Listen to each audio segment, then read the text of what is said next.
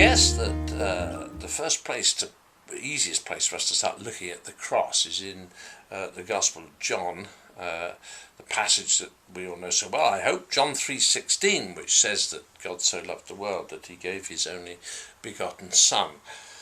Now, this is worth looking at because we have here John, the Gospel writer, reporting on a conversation between Jesus, the Messiah, the Son of God, and with a guy called Nicodemus, who was probably the best theologian in the world at that time, Jewish theologian that is, and talking about being lifted up, being the cross, and Jesus is saying,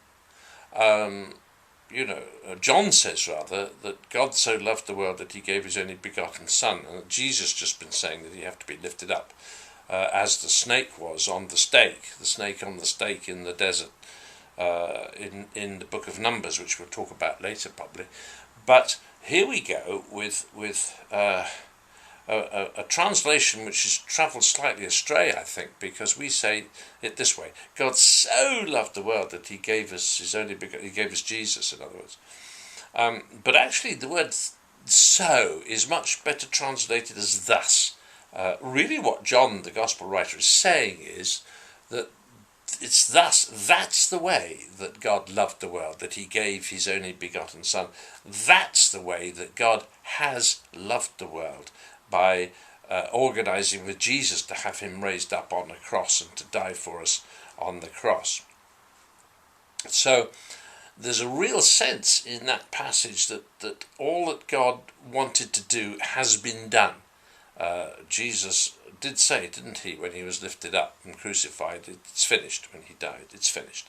I've done all I set out to do.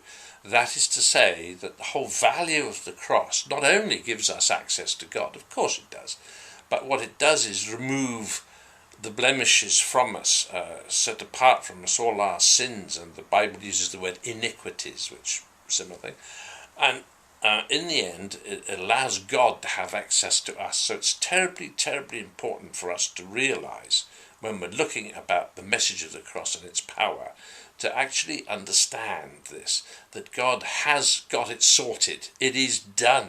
God has finished the work. It is finished. It is completely finished. It's complete. It's finished completely. Whichever way we want to look at it, it's done. God has done what he wanted to do, to open up the gate for us to go through to share in the riches of the kingdom of heaven.